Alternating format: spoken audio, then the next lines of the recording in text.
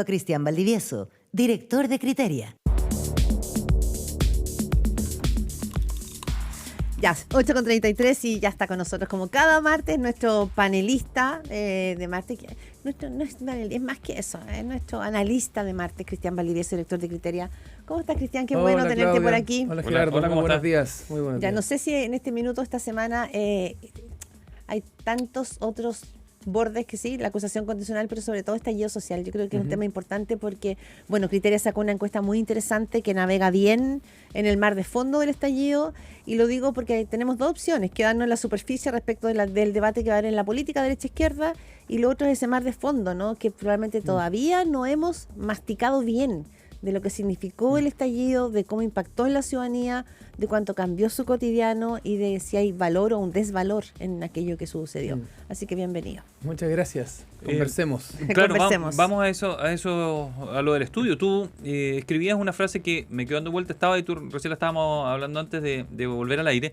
Dice que la gran mayoría de las personas considere que el país está peor desde el estallido social. No implica que la mayoría de las personas perciba que ese deterioro es por causa única del estallido social, para que no caigamos en interpretaciones falsas positivas, dices tú. ¿Cómo argumentas eso? ¿Cómo descubres que no es exclusivamente así? Si tú le preguntas a alguien, asumo yo, ¿no? Actualmente, si tu vida mejoró o empeoró después del estallido, asumo que gana el empeoró. Sí, y Chile evidentemente está peor después del estallido. Lo que pasa es que yo creo que esto hay que mirarlo más sistémicamente, Gerardo. Y primero, Chile está peor porque objetivamente estamos peor. Fue el estallido, pero además hubo una pandemia, hubo una inflación, no hemos crecido durante los últimos 10 años. Hubo retiros de fondos de pensiones. Hubo retiro de fondos de pensiones. Comillas, las demandas del estallido tampoco se han de alguna manera procesado.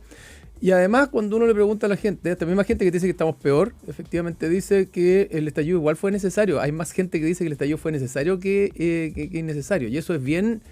Es contradictorio, es bien ¿no? contradictorio y bien complejo, porque de alguna manera la gente sigue rescatando o separando, si tú quieres, las consecuencias que llevaron al estallido, ¿verdad? O las causas que llevaron al estallido, la demanda que se expresó durante el estallido respecto a las consecuencias del estallido. Son dos cosas que conviven, pero que son distintas. Es decir, la gente dice, pues, efectivamente el estallido derivó en un camino de mucha violencia, de mucho vandalismo y mucha dinámica delictual, si tú quieres, pero al mismo tiempo eso no fue la razón por la que se produjo el estallido.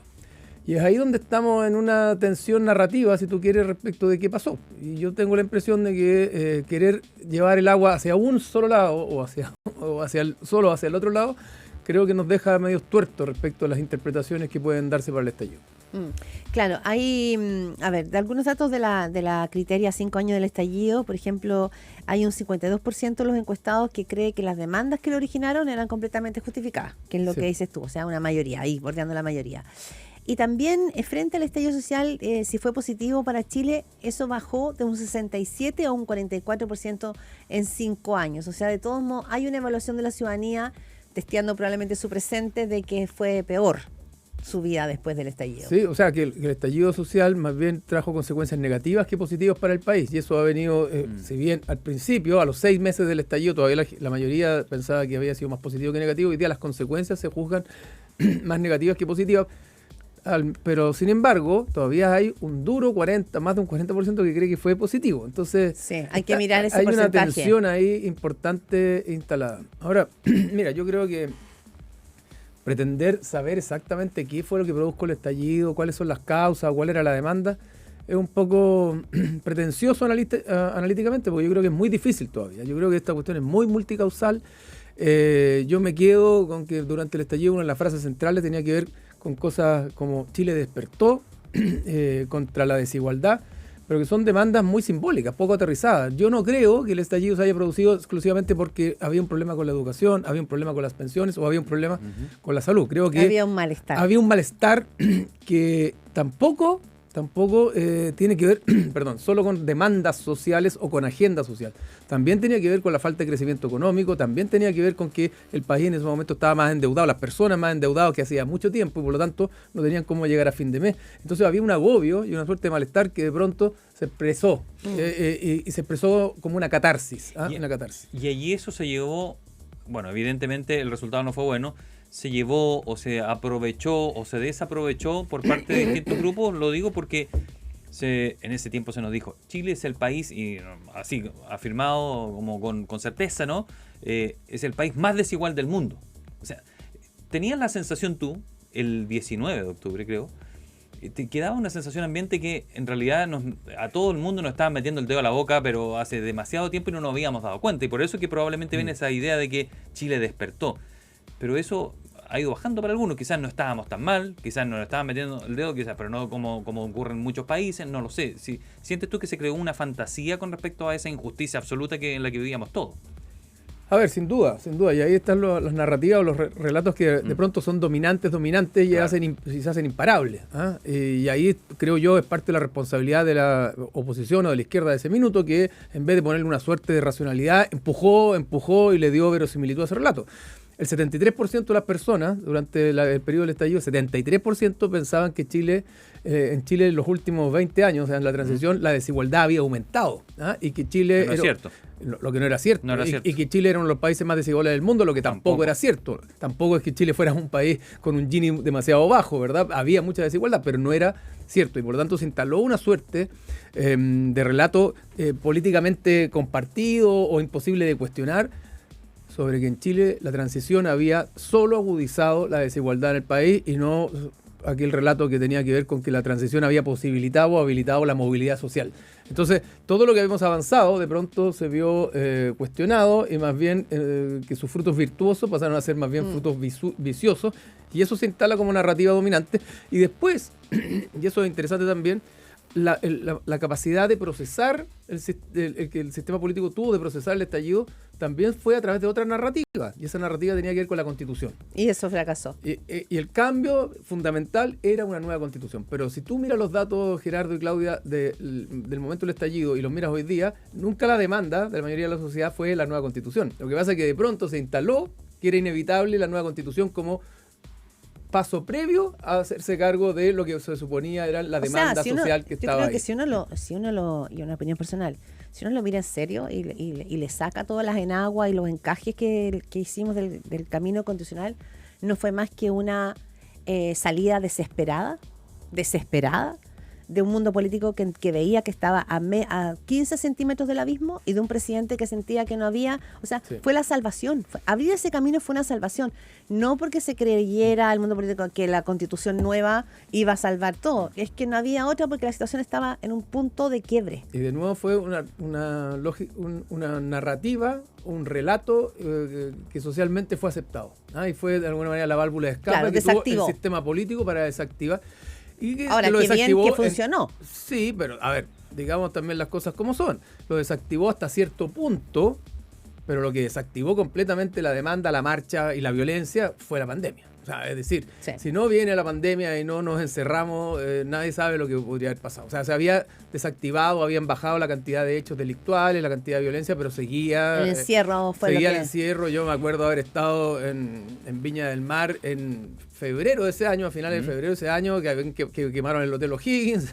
Yo estaba por ahí cerca, casi me quemaron el auto. O sea, esto seguía bastante Sí. instalado. Entonces, Hay un ojo punto- acá con eso. Y por otro lado, por último, Sí. Clau, lo último. Yo te encuentro toda la razón. O sea, la clase política no está absolutamente contra la pared, y uno puede decir que hubo durante ese periodo muchos estallidos sociales en el mundo, pero ninguno duró tanto como estaba durando en Chile. Entonces, Sí. eso te demuestra que la capacidad institucional que teníamos para contener y procesar la demanda social era una capacidad que está absolutamente desacreditada. O sea, teníamos, y hay que rebobinar, que lo dijo en su minuto Mario Desbordes, que era ministro de Defensa. Hubo minutos en que la policía, los carabineros, reportaban que no tenían nada más, estaban a segundos de no poder evitar que llegaran a la moneda. Eso pasó, eso existió. Ese fue el nivel, digamos, de la cercanía, por una parte. Pero hay algo que te quería preguntar, Cristian, porque yo creo que tu encuesta Criteria lo muestra. No sé si, creo que no lo vi en otras, pero en una entrevista que le hice a Katia Araujo, ella reportaba algo que a mí me llama la atención, y es que hay sectores todavía en Chile, quizás sectores medios o populares, que todavía consideran que la violencia es un modo de poder provocar los cambios. Criteria creo que Sí. muestra un 31%, creo Sí. que es el porcentaje, ¿no? Y Katia me decía, me preocupa ese porcentaje de personas porque es un grupo que no es que no está sacudido de la política, ¿ya? Que tiene un sentido político, pero que no es de los partidos y que Sí, no que sabemos está- que cómo no se va a está- mover. Claro, que no está de alguna manera institucionalizado. Exactamente. sí. Yo creo que uno de los datos más alarmantes, desde mi punto de vista, que muestra la última encuesta nuestra, no es que la gente legitime la violencia, porque ese porcentaje de gente que dice que la violencia es buena por sí misma para provocar cambio sigue siendo bajo. Pero lo que vuelve a subir es la idea respecto de que la clase política no escucha si no es a través de las Eso. manifestaciones violentas. Y eso es muy preocupante porque eso venía bajando.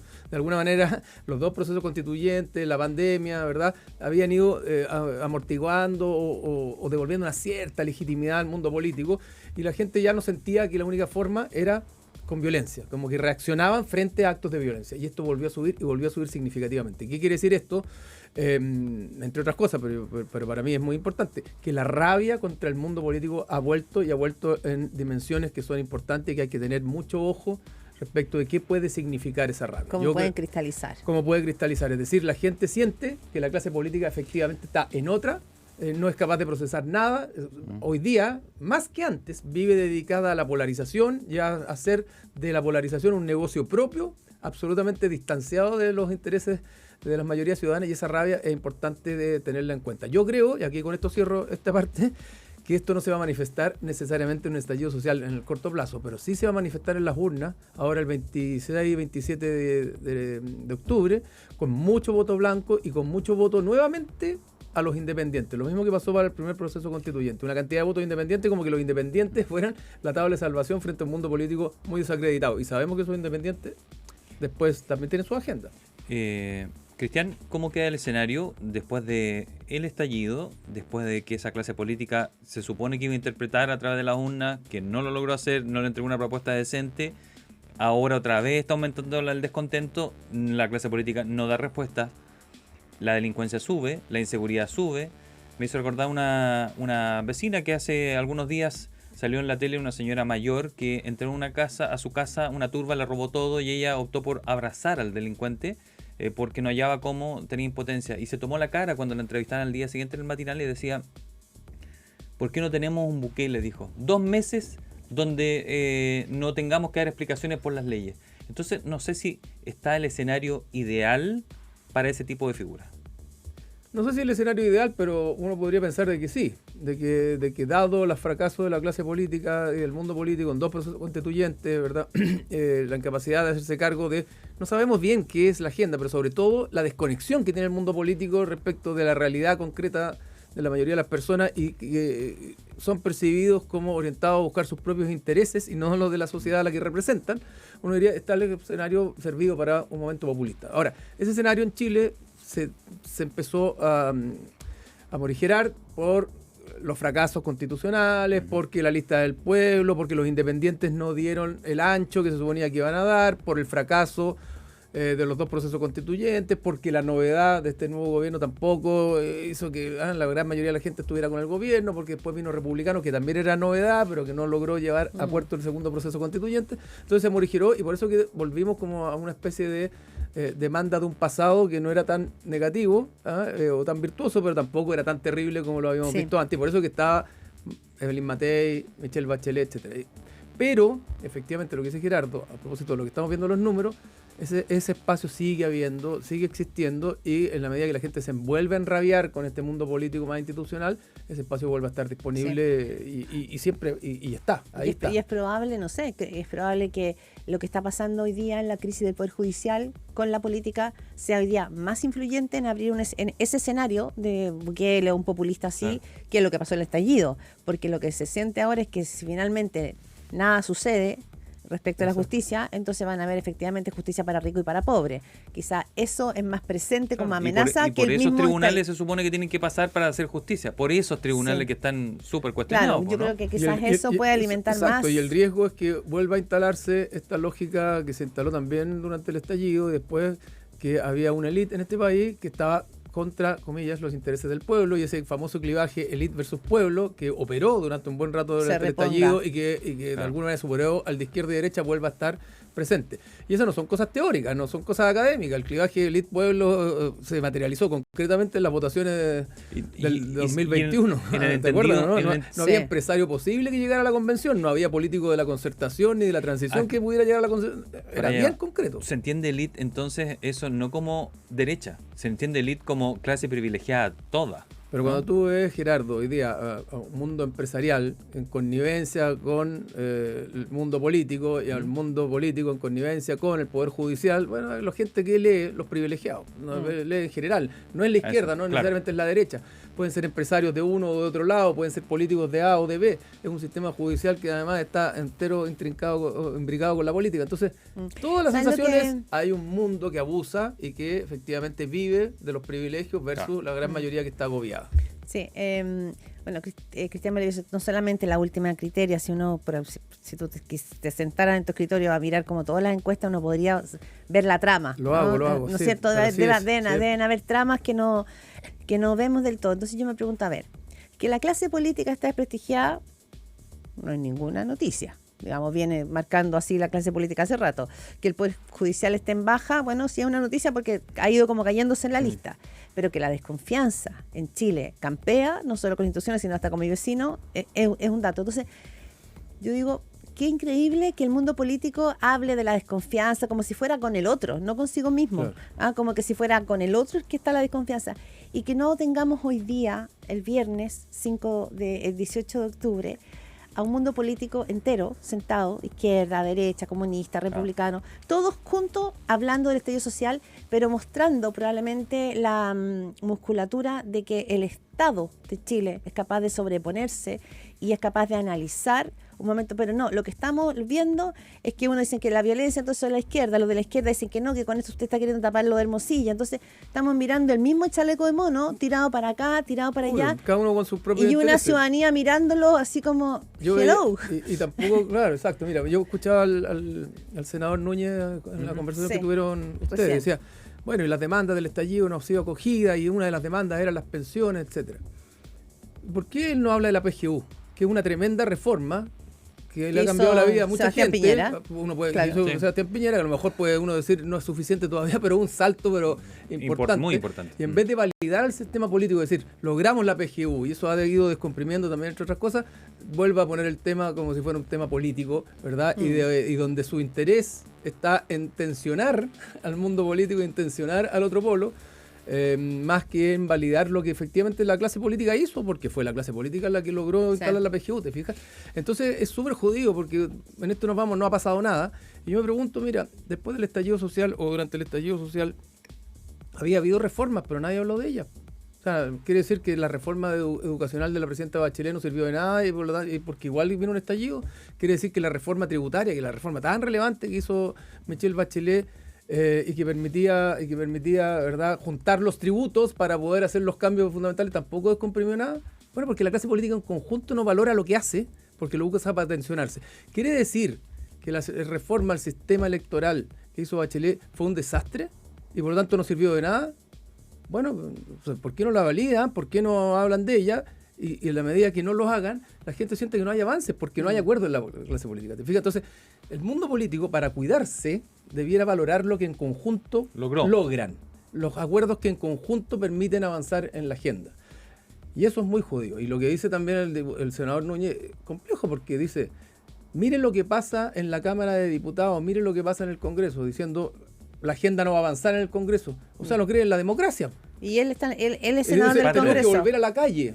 No estoy diciendo que no sea un demócrata, pero lo que está diciendo es tenemos que volver a la calle porque mire lo que pasa en el Congreso. Lo que él está diciendo, el Congreso no sirve.